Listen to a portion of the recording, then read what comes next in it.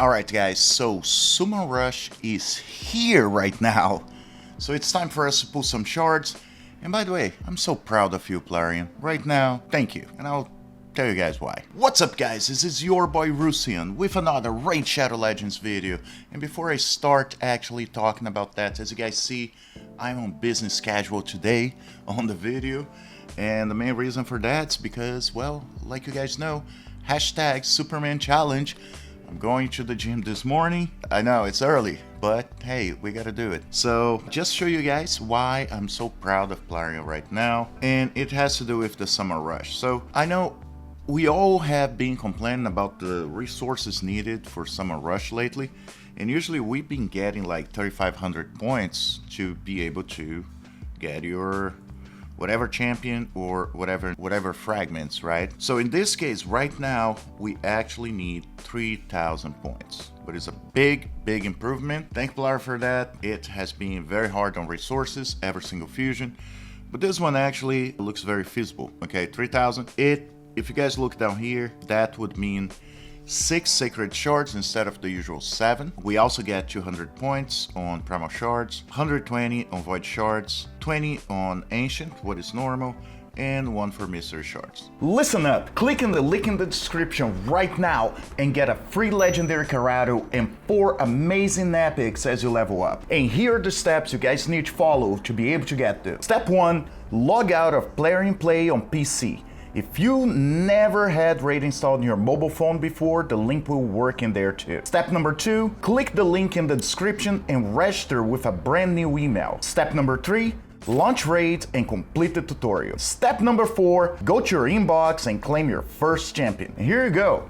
You find Karato here, as well as Uugo, Rector Drath, Tagoar, and Mausoleum Mage as you progress through the game. This is an amazing account starting raid, so click on my link on the description below and follow these steps. So what we're gonna be doing today is we're gonna be opening only our sacred shards and void shard, and I will be saving my ancient shards because we know Hero's Path gonna be related to getting champions. So, and my guess is it's not gonna be the value of the shard, it's gonna be the champions we pull. So we're gonna be saving those for later on. Now, let's take a look on the progressive chance. So right now for void shards, I'm just gonna show you guys what I have interest on. So, but we do have Queen of Hearts, great champion, but I already have. As you guys know, I was able to pull the whole deck. We do have Odin. That was one of the champions I actually wasn't able to get. And trust me, I pulled so many shards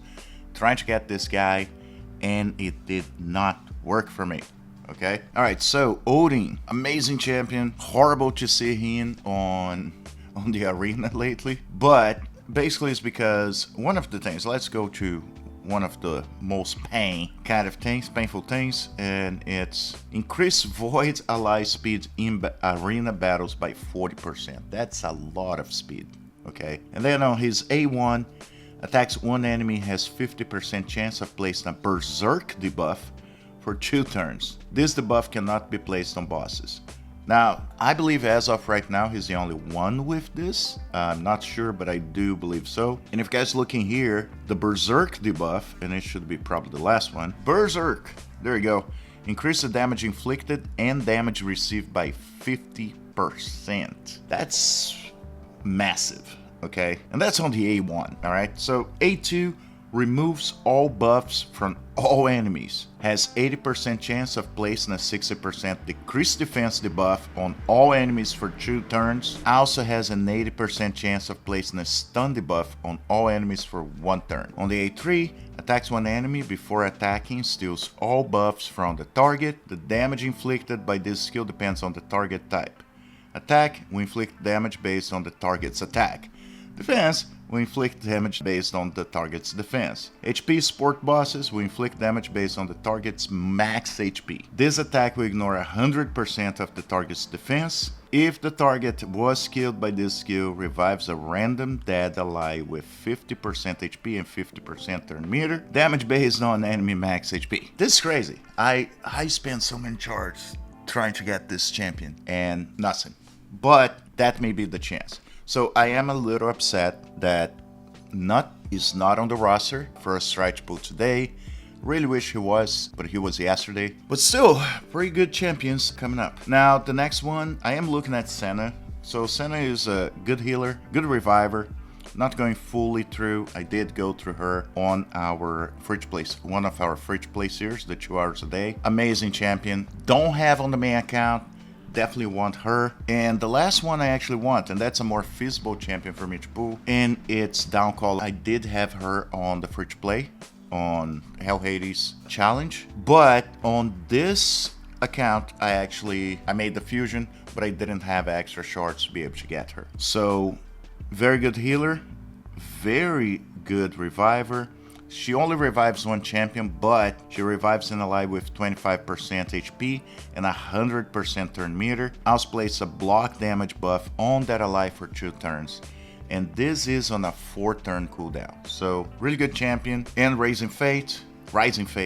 Whenever this champion revives an ally, decrease the cooldown of one of this champion's skills by 1 turn. Really good reviver, really good champion in general. Was massive for everybody on the free to play. So I definitely want her. Yeah, the other ones I already have. So let's already pick. I'm gonna be picking Odin. I'm gonna be picking her. Would love to get Senna, but not my priority right now. So confirm.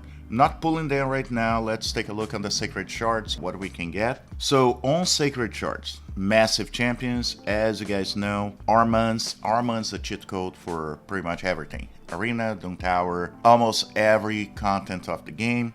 I wouldn't say so much on clan bosses, but he can also be used if you don't have other champions, because he does have a pretty decent A3 that places a ship debuff on an enemy for 1 turn. This debuff cannot be blocked. Then has a 75% chance of removing all buffs from all enemies. Fills his champion's turn meter by 5% for each buff removed. So, in cases like Arena, I don't even have to say this is amazing, but you also have to remember that if you go like Hydra and you don't have a good champion that can remove the buffs, you can use him for that. I would say not the best because the other abilities really don't stack up, but in a pinch, you can use this guy. And also, his A2 that steals all the turn meter from each enemy except enemies under ship debuffs. Also places a stun debuff for 1 turn and all enemies not under a ship debuff. So I made this fusion, so I have this champion. If I pulled another one, would I have used? Yeah, probably. In the most when you go right now in Siege, I may have a need to have another Armance. Other situations too, even live arena, you just pull 2 of them. If one gets denied, you have another Armance. So good champion, okay.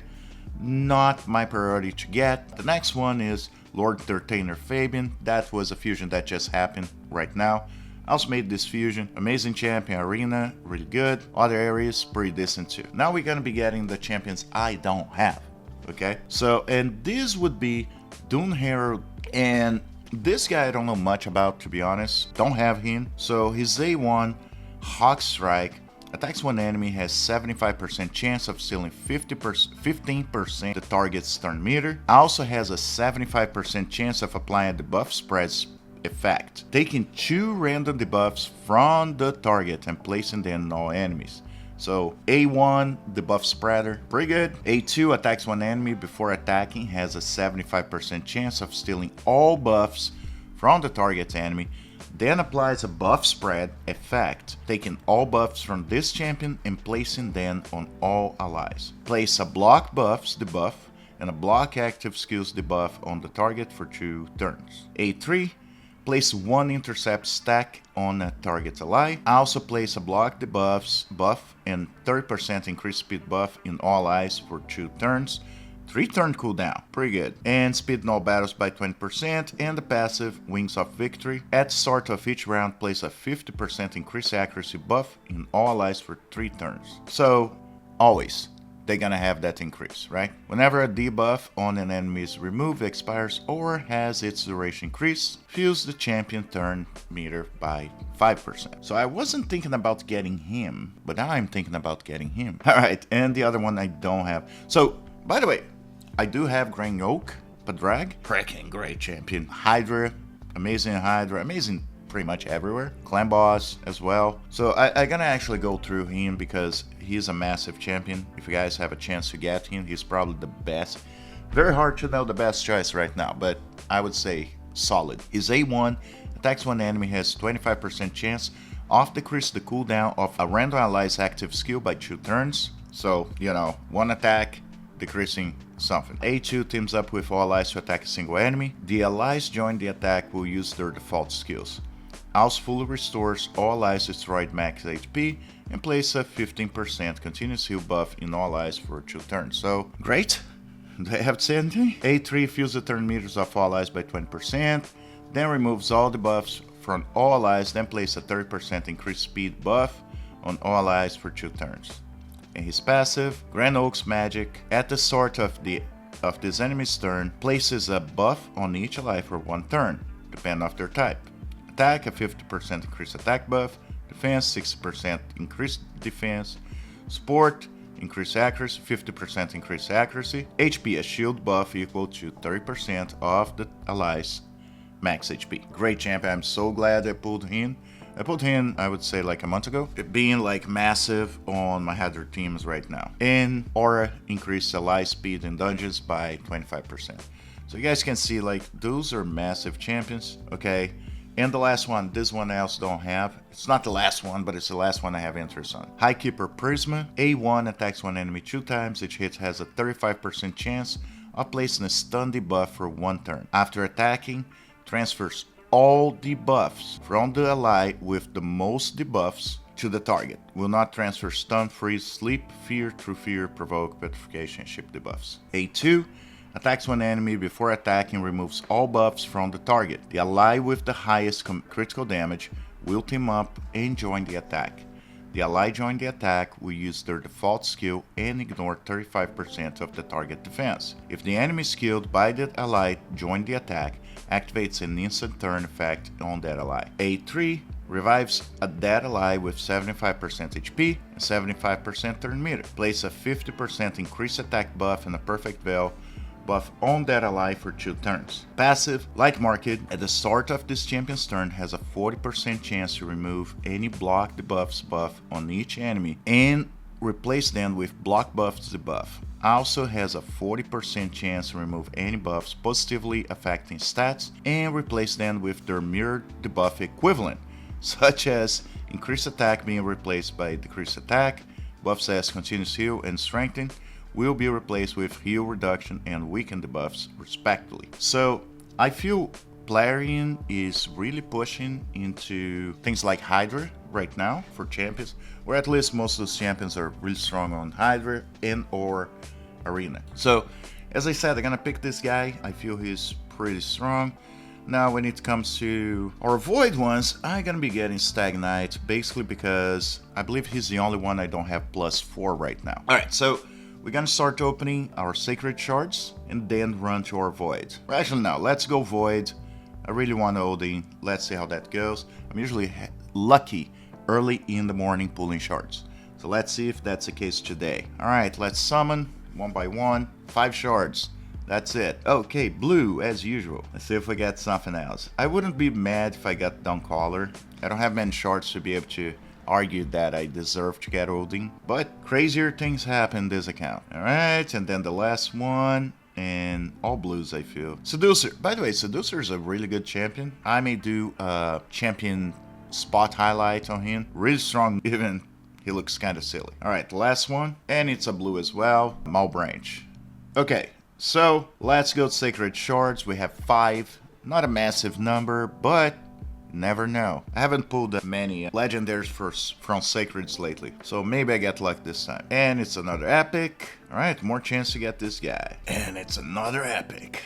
Alright, Lorne. Nothing crazy about here. 2 more. Can I get some gold? By the way, Tasrek. I need to take a look at this champion. As people say, she's pretty good. Now, trust me guys, don't trust those reviews. I know they reset the reviews, so now they should be make more sense. I don't feel a lot of them do. I have a lot of champions that I see very high rated, but they don't work that well. Alright, last shard, maybe we get some gold. Can I get some gold? No, I don't. Well, Plarian, I gave you praises and I'm paying for it right now. Alright, so Gargan. I didn't even get... Come on. I should have got at least Stagnite, right? It's alright. It's alright, Plarian. I have a bunch of stuff to summon. Hopefully, it's not by shard on the last one. Summer Rush. Alright, so Summer Rush complete right now. What I will probably do later on, I may pull some mystery shards just to get that XP barrel. I feel it's worth it. But I'm not pulling any of my ancients. The only chance is like if something crazy happen, like some crazy 2x event, I may do something, but as of right now, not planning to. Yeah, so fusion's on the way. Pulled a lot of shards, didn't got many, but I got what I needed. I got those fragments, and that's what matters right now. Anyway, guys, I gotta go work out for the hashtag Superman Challenge. I really appreciate you all being here, and as always, I'll see you in the game.